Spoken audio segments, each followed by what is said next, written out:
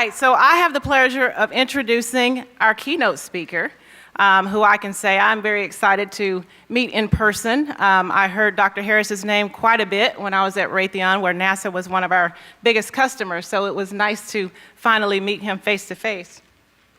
So a little bit about our keynote speaker, Dr. Harris. Dr. Bernard Harris currently serves as Chief Executive Officer of the National Institute of, Chief Executive Officer of the National Math and Science Initiative, leading efforts to improve teacher effectiveness and student achievement in communities across the country. He has been involved in math and science for over 25 years through the Harris Institute Foundation. Dr. Harris was at NASA for 10 years, where he conducted research in musculoskeletal physiology and clinical investigations of space adaptation. Dr. Harris developed in-flight medical devices to extend astronaut stays in space. A veteran astronaut for over 20 years, he has logged more than 438 hours and traveled more than 7 million miles in space. Dr. Harris earned a Bachelor of Science in Biology from the University of Houston, a Master of Medical Science from the University of Texas Medical Branch at Galveston, a Master of Business Administration from the University of Houston, and a Doctorate of Medicine from Texas Tech School of Medicine. He completed a residency in internal medicine at the Mayo Clinic, a National Research Fellowship at the NASA Ames Research Center, and trained as a flight surgeon at the Aerospace School of Medicine at Brooks Air Force Base. Dr. Harris is also the recipient of numerous awards, including honorary doctorates from Stony Brook University, SUNY, Morehouse School of Medicine, New Jersey Institute of Technology, Washington and Jefferson College, Worcester Polytechnic Institute, the University of Hartford and Indiana Institute of Technology, NASA Space Flight Medal, NASA Award of Merit, a Fellow of the American College of Physicians, and was a recipient of the 2000 Horatio Alger Award. And we'll just stop there, because that's enough. But if you would, please give a big round of applause and help me welcome to the stage Dr. Bernard Harris.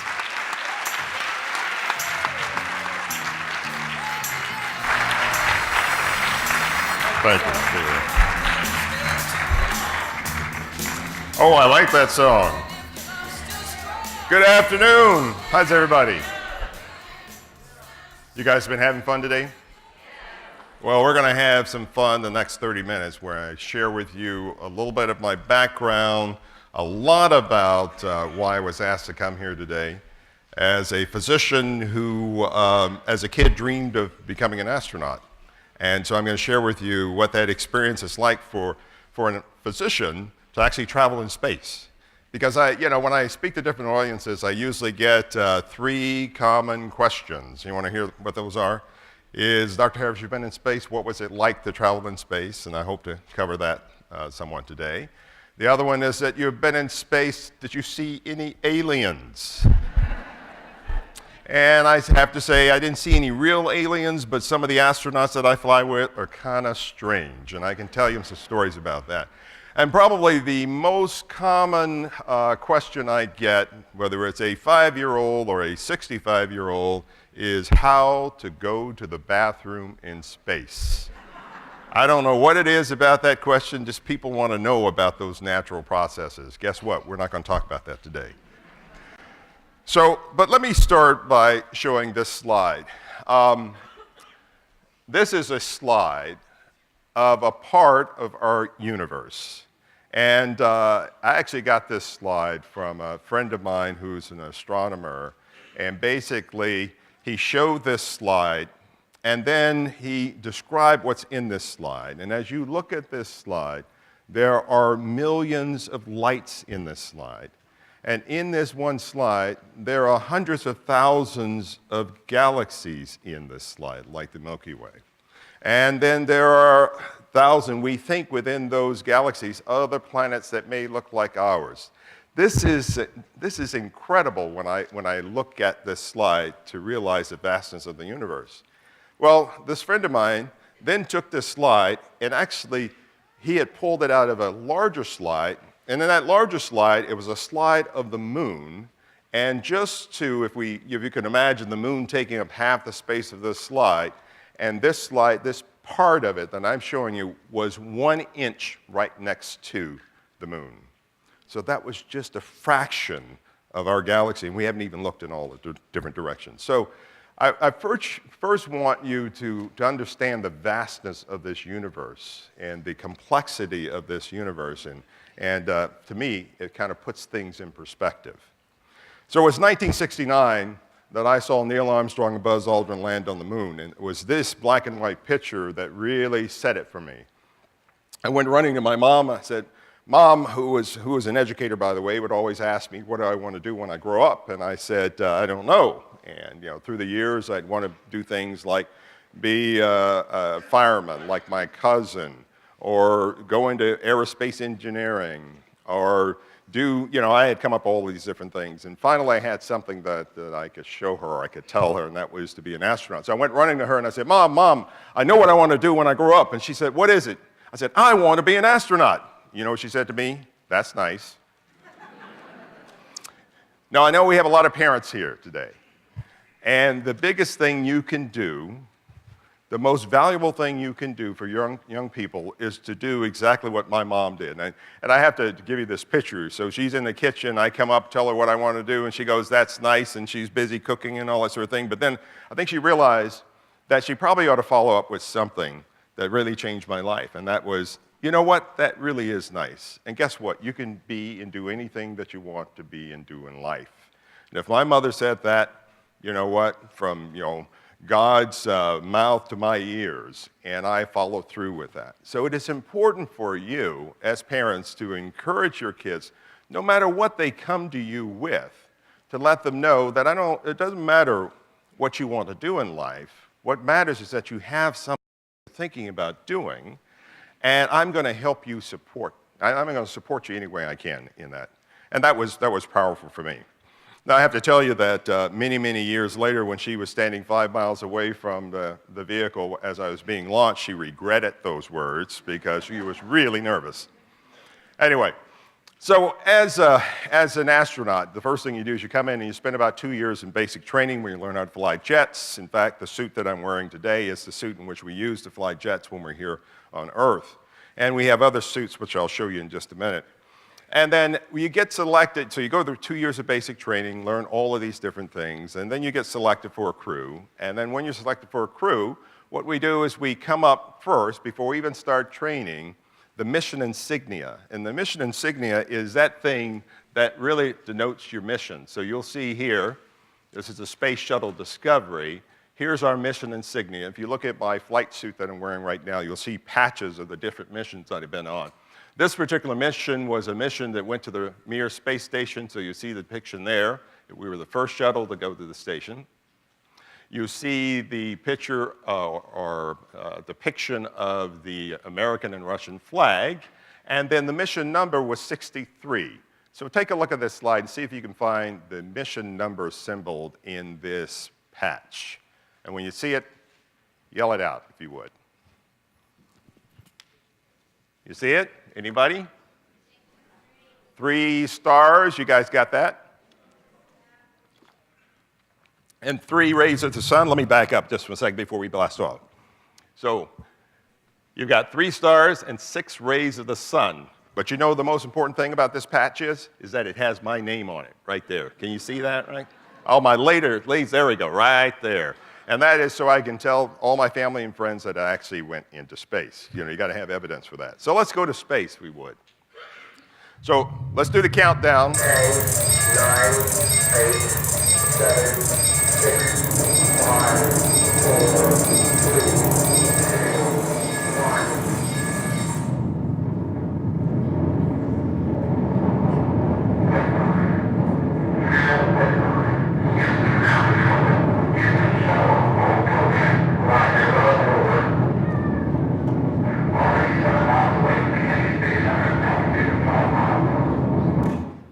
Now, I know you've seen that many times before, but you may not know that that vehicle weighs 5 million pounds. In order to get that 5 million pounds in the air, we have to light 5 engines that produce a thrust of 7.5 million pounds. And when those babies light, you are leaving this planet, and nothing's going to hold you to it. It's an incredible ride as you get catapulted into space. What you just saw just now is what we call first stage. And at first stage, we start from 0. As soon as we get above the launch tower, we're going faster than the speed of sound, 750 miles an hour. And then another 2 minutes, we reach an altitude of 100,000 feet, which is depicted here. And at that point, again, that's first stage, we drop off the solid rocket motors, they fall back in the ocean and recover, and we're going a mere 2,500 miles an hour now. And over the course of the next 6.5 minutes, we'll go from being pushed back in our seat to 3.5 times our weight under the acceleration of going into space to zero gravity, just like that. When we get up in orbit, and we're safely in orbit, we then kick off the external tank, and that's that orange tank right there. And it was falling away. You saw that little video. That falls back into the atmosphere and burns up on the way in. And then once that all happens, you go from being pushed back in your seat 3.5 times your weight. And by the way, the suit in which I'm going to show you in a minute weighs about 120 pounds. So imagine 120 pounds plus my 235 pounds. And you end up with that sensation of just under 1,000 pounds as you are being catapulted into space. And all of that stops in an instant as zero gravity takes effect. Now, I want you to imagine what it would be like if we could turn off gravity in this room right now. Would that be kind of cool? And the other question I have for you is, what would you do if we could turn off gravity in this room? What would be the first thing you do? Think about that. I love that, because I want to get you stirred up to start thinking, now putting on your space hat, and imagine being in an environment where gravity is no longer in effect. And so the first thing I did is I got out of my seat and I floated up to the windowsill and I looked out, and this is what I saw. So there is the planet Earth, there is the sun. We fly upside down to the vehicle, so you see the main engines of the vehicle. This is the robotic arm. And then I always like this slide because it shows you that the Earth is indeed round for all you Flat Earth Society members out there. There is an organization called the Flat Earth Society. Look it up. So here's the crew. I was going to show you the 2 suits. So this is the suit that's 120 pounds. That's a launch and entry suit. And this is our EVA suit, extravehicular activity suit, and it weighs 350 pounds. And of course, this picture was taken on Earth. And the only way I can take this picture is because there are 2 suit technicians holding me up in the back and 2 holding the guy up here in the back. Now, I want you to take a look at our faces. Look at our faces. And now let's go over to the right, and this is a picture that we took on orbit. And notice how puffy our faces are. And notice one other thing. Look at Eileen Collins's hair. So this is the first commander and pilot of the space shuttle mission, female pilot shuttle mission. And she ends up, her hair is really nice and short, and she ends up with this instant afro, which is kind of cool. So when gravity is no longer in effect, guess what?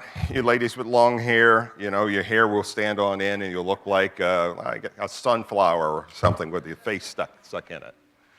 So I showed you the puffiness in the face because this is a medical conference, and this is the first sign of what we call space adaptation syndrome. As we go into a place that has microgravity, the fluid that's normally held down in our legs by gravity moves up toward our head and goes into the tissues of our face, and we're just talking about ENT, and what happens to astronauts for the first few days is that we feel like we have a head cold. Our sinuses are engorged from the extra fluid. And we also, you probably heard that not doctors, but astronauts will actually grow in height 1 to 2 inches. And part of that, again, is from that fluid shift. As that fluid goes into the vertebral bodies and that cushion, the discs in between the vertebral bodies, they swell up and they stretch our spine. And also the unloading of just not having the weight pressing down on the spine, we do indeed grow 1 to 2 inches. Our heart gets smaller when we're in orbit. And that is because the body senses that as too much fluid, and we get rid of that fluid. So over the next 2 to 3 days, we will get rid of that fluid. And now that we're at a medical conference, and I know we're streaming this too, but I'm going to say this anyway. How do we get rid of fluid in the body? I heard it, go to the restroom. So we fight over the toilet for the first couple of days as we down-regulate our blood flow. So we have about 5 liters or 5 pints of blood in our body. We will reduce that by 1/5, so we'll lose about a pint or so, or a little bit more, as the body adapts to zero gravity. And so now there's not as much blood in the circulatory system, and so the heart does not need to pump as hard, so it actually shrinks. It atrophies in orbit. And at the same time, as it atrophies, it actually causes changes in the blood flow itself. So as you shrink down the water within the blood, the red blood cells come together, and they're too close. We have too many red blood cells, and over time, within about 2 to 3 weeks, we will get rid of those red blood cells. And for example, I'll tell you, there is consequences to that. In the International Space Station, when astronauts spend 6 months or so, they will reduce their red blood cells. And I'll give you an idea, and the doctors will know this, but you guys won't know this yet until you go to medical school or nursing school. We have about somewhere between 14, there is a measure of hemoglobin in the blood. It's around 14, 12 to 14. When astronauts spend long times in space, that will be cut by half, so down to 7, which is perfectly fine as long as you stay in space. But when you come back down to Earth, guess what happens? You get dizzy, you pass out, and so we have remedies for that. So all of that, since we're a medical conference, we call space medicine and space adaptation syndrome. I was lucky enough on this mission to also do a spacewalk. I'll come back to that in a second. That was kind of fun. But I thought I would show you a few pictures from on orbit. So starting up the upper left, that's a dust storm in space. So that's a dust storm coming off the Sahara Desert. If you then go over, that is Aurora Borealis, or Northern Lights, in which we flew through on my second mission. If you come down to the right, you'll see daytime and nighttime at the same time, which is kind of cool. I like saying that. And so you'll see nighttime on the right, daytime, and you can see Africa, and that's Spain and England. And then over here is a picture of the space station, the Mir space station that we went to, and we're about 50 miles away from that. Here's another beautiful picture of Northern Lights, and then a picture of what a city looks like. This happens to be Anchorage. I was there a few weeks ago, and I took this picture to show them what it looks like from space. And by the way, if you don't try to get my laser pointer to work, that little spot here is what an airport looks like from on orbit. Now, I told you we blast off into space. I told you how we got to space, but I didn't tell you how fast we're traveling, around 17,500 miles an hour. And at 17,500 miles an hour, we can go around the world every 90 minutes. At 17,500 miles an hour, we see a sunset or sunrise every 45 minutes. So imagine that day and night every 90 minutes. And here's, I'd like to show you what a sunrise looks like from space.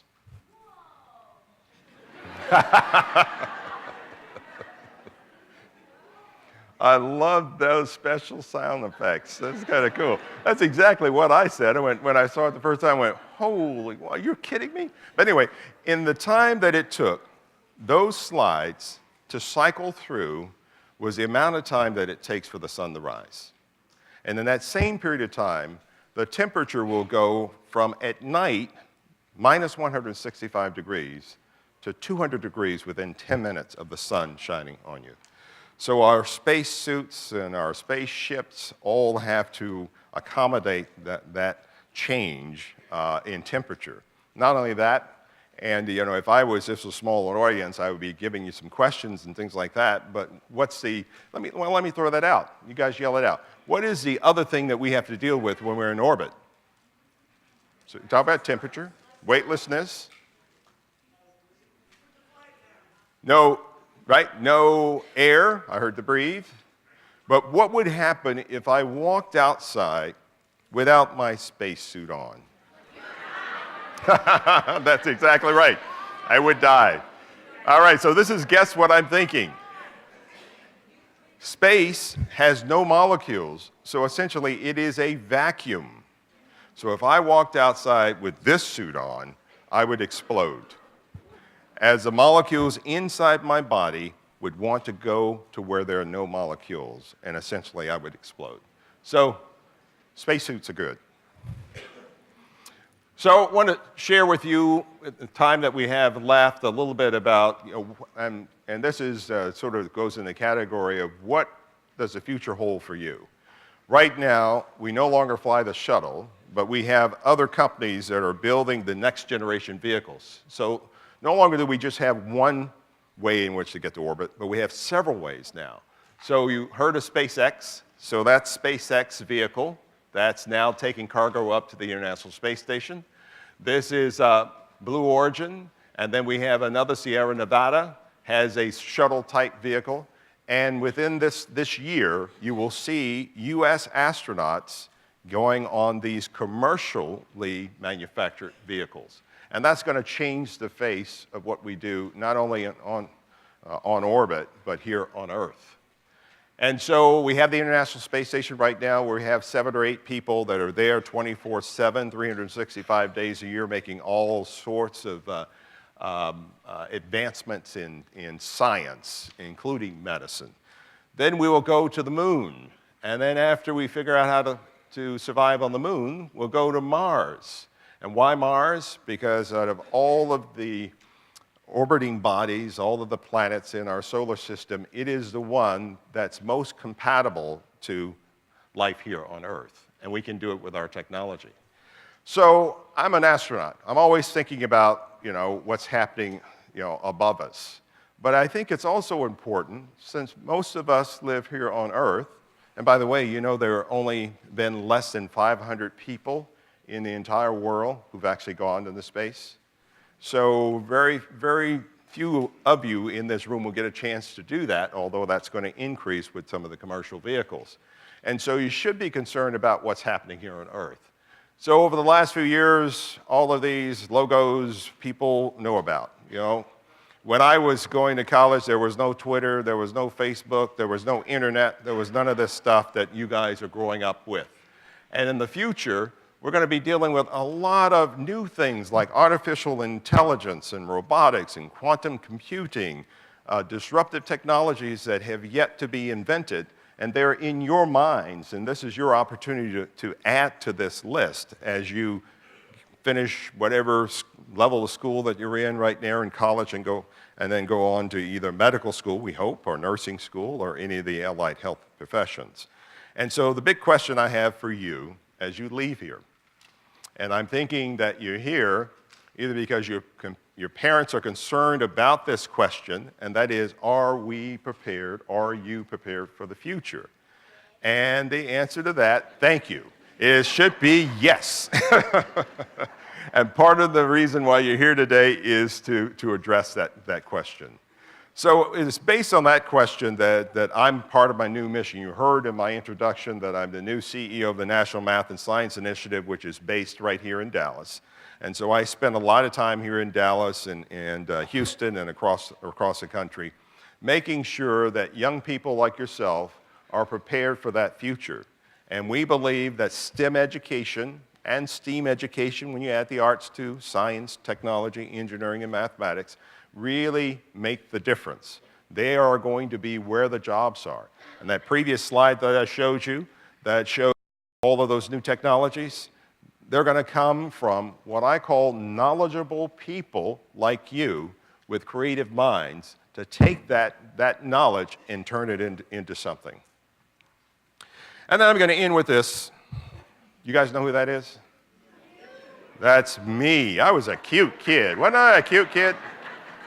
I was a cute kid. And so the first slide on the left is to show you that I was cute at some point in time and that I was a kid. The slide on the right is to show you that I did have hair at one point in time. And I'm jealous of all the young people I see out here with the afro. But it's also just to remind you that I'm here because of a dream that I had as a kid. I'm here because I was not afraid to go after that dream. I'm here because I took the time to figure out what my dream, what it required for me to obtain that dream and to work hard to accomplish that dream. And I'm here because I discovered, luckily from my mother especially, but from my family, who I really was. And I want to pass that on to you. If I can do all the things that I have done, there is no excuse for you. No excuse. And so my last message here I'm going to leave you with is this poster that I created, and it's along a slogan that I think is very important. And it says, I'm an infinite being with infinite possibilities. And usually if I'm in an audience with especially young people, I ask them to repeat that, but you know what? I'm going to do that for you. I want you to repeat after me. You guys ready for this? All right. So, as loud as you can, repeat after me. I'm an infinite being, with infinite possibilities. That was really poor. So we're going to do that again. And this time, let's rock the auditorium. You ready? I am an infinite being, with infinite possibilities. Let me tell you what that means. That means that each and every one of you in this room was born multi-potential, with the ability to do anything that you want to do in life. Number two, it means that each and every one of you in this room is multi-talented. You came in this world with certain talents. You know, some of you might wonder why you love music, why you can sing, why you can dance, why you can play basketball or football, and it just comes natural to you. You were born with that. And there are other abilities and talents that you can acquire using something that we walk around with every day, and that is our brain. And that's what courses like this are, summits like these are for. That's what the classes and what you're taking in your schools are for, is to add to that talent tool, to that ability. And then lastly, and this is the most important thing, I believe that each and every one of you in this room was born for a reason, that there is a reason. There may be reasons that you're here on this planet. And if you believe all three of those things and believe that last one, you're going to make a difference, not only for yourself as an individual, you're going to make a difference for your community and eventually the nation. And with that, I'll say thank you very much, and I'll show you my last few slides, which is me walking in space, which was the funnest thing to do as an astronaut. Isn't that cool? Thank you. You can stay up here. We're going to do a Q&A. Okay, sounds good. Thank you.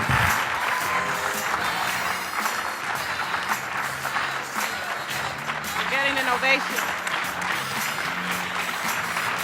Great. Thank you.